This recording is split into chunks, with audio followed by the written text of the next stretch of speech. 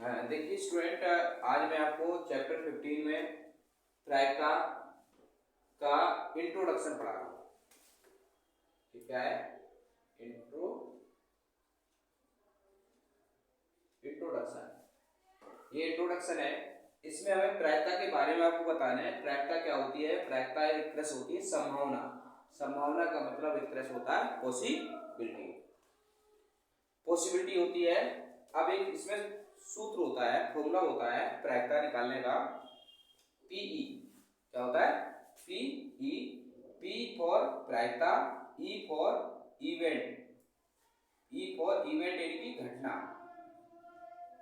Event मतलब घटना। तो उसमें हम किसी भी चीज की प्रायिकता निकालते हैं तो वहां पर एक स्थिति बनती है कि उसमें जैसे हमने एक सिक्का उछाला, सिक्के में दो हेड होते हैं, एक हेड होता है एक टेल होता है, तो उसमें अप्रयोगों की कुल संख्या कितनी हो जाती है? 2।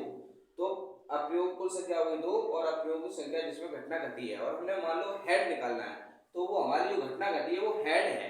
क्या है? वो हेड है। और हेड कितने होते हैं? इसमें एक होता है। तो इससे एक हमारा फॉर्मूला बन जाता है अप्रयोगों कुल की संख्या जिसमें घटना घटी है बटे अप्रयोगों की कुल संख्या। इसी को हम दूसरे फॉर्मूले में लिख सकते हैं, पी मतलब प्रोबेबिलिटी ऑफ इवेंट। अनुकूल परिणामों की संख्या, अनुकूल परिणाम वही हो गए जो आप चाहते हैं वो अनुकूल परिणाम हो गए, और कुल परिणाम जो बन रहे हैं वो कुल परिणाम होते हैं। तो ये दो फॉर्मूले हैं, दोनों अलग अलग नहीं है, दोनों फॉर्मूले सेम है। दोनों फॉर्मूले सेम है, नॉट डिफरेंट फॉर्मूले। ठीक है, इसलिए ये जो बड़ा अक्षर लिखा हुआ है इसलिए हमने इसको ऐसे लिख दिया, ये ज्यादा बेटर है। अनुकूल परिणामों की संख्या बटे कुल परिणामों की संख्या, ये एक सूत्र है। अब हम एक उदाहरण लेके चलते हैं। उदाहरण में हमने मान लिया कि एक सिक्के है, सिक्के को एक बार उछालने पर हेड आने की प्रायिकता ज्ञात कीजिए। तो हेड आने की प्रायिकता, तो कुल परिणाम होते हैं हेड और टेल, कुल परिणाम हो गए 2 और अनुकूल परिणाम हो गए 1, तो प्रायिकता हुई पी बराबर 1/2। इनकी ई की जगह हम हेड निकाल रहे हैं इसलिए हम पी की जगह क्या लिख देंगे? H. P E probability of head कितनी हो जाती है आपकी? 2 हो जाती है। तो समझ में आ गया होगा ये इंट्रोडक्शन। तो प्रायिकता का पूरा चैप्टर इसी में बेस है। अब इसमें कुछ और फॉर्मूले हैं, वो मैं फॉर्मूले आपको थोड़ा सा और समझा दे रहा हूं क्या क्या है इसमें।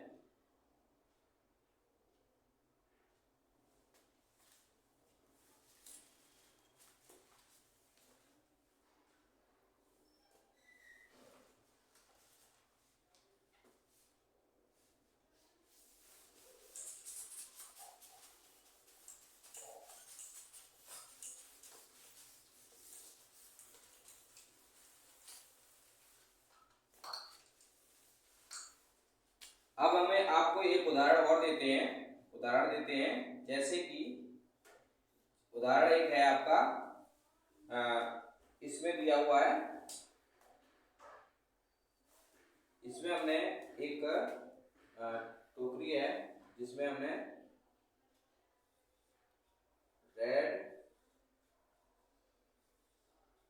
रेड बॉल ले लिए, तीन ब्लू बॉल ले लिए, 2 ब्लू बॉल ले लिए और येलो।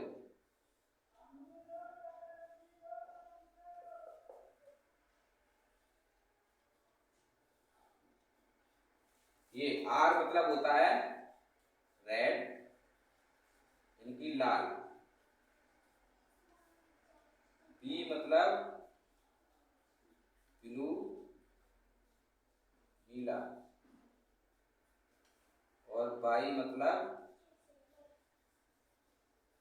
येलो पीला, और ये बॉक्स का मतलब है गेंद। क्या मैंने ले लिया? गेंद। देखिए ये जहां आर लिखा है वो रेड बॉल है, जहां बी लिखा हुआ ब्लू बॉल है, जहां बाई लिखा है वो येलो बॉल है, और ये मतलब बॉल इनकी गेंद, इसको गेंद से रिप्रेजेंट कर रहे हैं।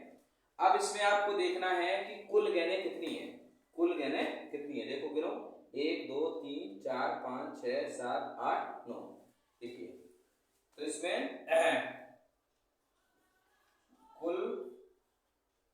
कुल गेंदें प्लस 4, 3 2 5 4 9। देखिए कुल गेंदें हैं इसमें 9। कितनी गेंदें दिख रही हैं आपको? कुल गेंदें दिख रही हैं 9। अब हमें मान लो तो कुल अनुकूल जो कुल परिणाम हो गए, इसमें हम लिख देंगे कुल परिणामों की संख्या बराबर हो गई 9। ध्यान रखिए ये कुल परिणामों की संख्या हमारी कितनी हो गई? 9 हो गई। अब हमें निकालने हैं, मान लो हमें प्रायिकता निकालनी है लाल गेंद आने की प्रायिकता चाहिए। किसकी चाहिए? लाल गेंद आने की प्रायिकता चाहिए। तो अनुकूल परिणाम जानते हो कितना हो गए? अनुकूल परिणाम हमारे 2, सॉरी अनुकूल परिणाम हमारे हुए 3। क्योंकि अनुकूल परिणाम 3 क्यों हुए? क्योंकि यहाँ लाल गेंदें जो है कितनी है? 3 है, इसलिए यहाँ पे अनुकूल परिणाम हुए 3। ठीक है, और कुल परिणाम हमारे कितने हुए? 9। तो अब हम इसमें फॉर्मूले में रखेंगे पी आर, आर मतलब ई की जगह हम लिखेंगे आर। रेड की निकालनी है तो अनुकूल परिणाम हमारे कितने हैं? 3। कुल परिणाम कितने हैं हमारे? 9। तो इसको हम, ये हमारा आंसर आ गया। इसको हम काट सकते हैं तो ये 1/3 ये हमारी प्रायिकता होगी। प्रायिकता की कोई यूनिट नहीं होती है, ये सिंपली। तो प्रायिकता को कैसे करना है, प्रायिकता के क्वेश्चंस को कैसे करना है, ये आपको समझ में आ गया होगा। क्योंकि प्रायिकता के क्वेश्चंस में एक सिंपल सा फॉर्मूला है, उस फॉर्मूला का यूज करना है। एक ही फॉर्मूला रहेगा बार बार, और आप क्वेश्चंस को अनुकूल परिणाम और कुल परिणाम निकालते जाएंगे और फॉर्मूले में रखते जाएंगे। आसानी से क्वेश्चंस निकलते चले जाएंगे। अब हम इसमें कुछ और बताते हैं इसके बारे में।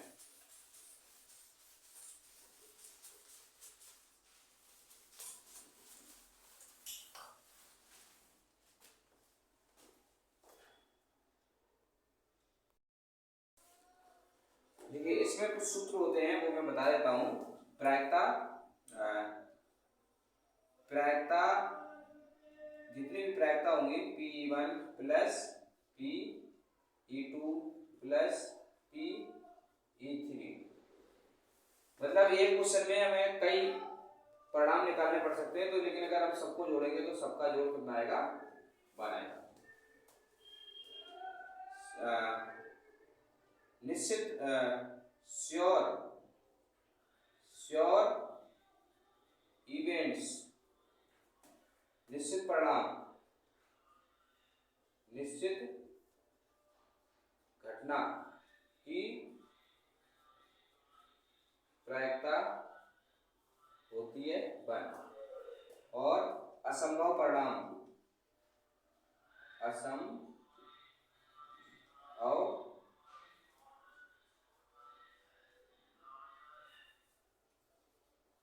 घटना की प्रायिकता होती है 0। श्योर इवेंट की घटना जो होती है की प्रायिकता होती है 1, और असंभव की प्रायिकता होती है 0। असंभव का मतलब यह है, जैसे हम कहें हमारे पास अभी मैंने बताया था एक सिक्के को उछाला है एक बार, उसमें एक हेड और एक टेल आएगा। अब कोई कहता है कि 2 हेड एक साथ आने की प्रायिकता बताओ। तो जब 2 हेड है ही नहीं तो प्रायिकता कहां से आएगी? तो वो असंभव घटना हुई, तो जब उसमें प्रायिकता कितनी आएगी? 0। ठीक है। अब अगर श्योर इवेंट है, निश्चित घटना की प्रायिकता 1 कैसे होगी? जैसे हमने कहा कि एक बॉक्स है, उसमें हमने कुछ टॉफी रखी हुई है, वो सारी की सारी चॉकलेट फ्लेवर की है। किसकी है? चॉकलेट फ्लेवर की टॉफी है। अब उसमें से एक टॉफी निकालने हैं, तो टॉफी निकालने की प्रायिकता बताओ। तो 1 होगी, क्योंकि इसमें सारी चॉकलेट ही है, चॉकलेट में से चॉकलेट ही तो निकलेगी। ऑरेंज तो निकले ही नहीं, जब चॉकलेट की निकालनी है तो उसकी प्रायिकता कितनी होगी 1। लेकिन टॉफी चॉकलेट की है और हमें निकालनी है ऑरेंज फ्लेवर की, तो ऑरेंज फ्लेवर तो है ही नहीं, तो टॉफी कहां से निकलेगी ऑरेंज फ्लेवर की, तो उसमें प्रायिकता होगी उसकी 0। तो ध्यान रहे, इसलिए हम जो हमारी प्रायिकता है वो 1 से छोटी या 1 के बराबर और 0 से हमेशा बड़ी या बराबर होती है। तो प्रायिकता कभी भी पीई यानी कि प्रायिकता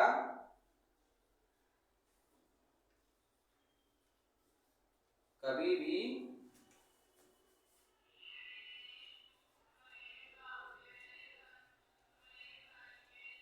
ऋणात्मक नहीं होती है। प्रायिकता 1 से बड़ी नहीं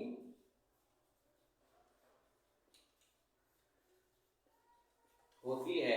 याद रहे, प्रायिकता कभी ऋणात्मक नहीं होगी यानी कि नेगेटिव नहीं होगी, और ना ही प्रायिकता कभी 1 से बड़ी होगी। P E 1 minus P not E, ये भी एक सूत्र है। P नॉट E बराबर 1 माइनस P E, और P E plus P not E equal to 1। किसी घटना की प्रायिकता जो है निकालनी है और उस प्रायिकता ना आने की दे रखी है तो 1 में से माइनस कर देंगे। ये सूत्र होते हैं, इनको भी नोट कर लेना है। तो प्रायिकता से संबंधित जो इंट्रोडक्शन है वो मैंने बता दिया है, अब क्वेश्चंस बाद में करेंगे।